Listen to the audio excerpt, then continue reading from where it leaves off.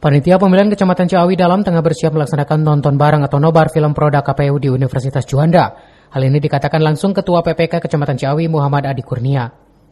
Ia menjelaskan nobar tersebut dilakukan sebagai langkah KPU mensosialisasikan pemilu tahun 2024 dan membangun kesadaran pemilih dalam pelaksanaan pemilu tahun 2024. Kegiatan nonton bareng atau nobar film Kejarlah Janji tersebut adalah produksi KPU bekerjasama dengan Gari Nugroho.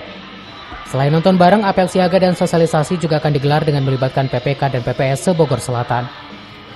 Perlu diketahui di Kecamatan Ciawi sendiri ada 82.781 jumlah pemilih tetap dan 318 TPS dari 13 desa, 30% diantaranya pemilih pemula. Selanjutnya akan dilaksanakan pada tanggal 28 akan melaksanakan nonton bareng film KPU di kampus Unida.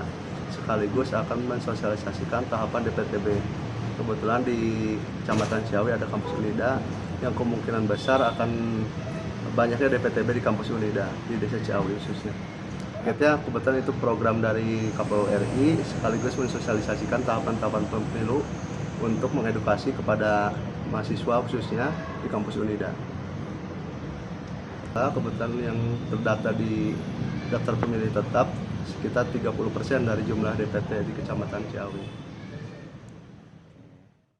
Dari Kabupaten Bogor, Cevi Suryadi melaporkan.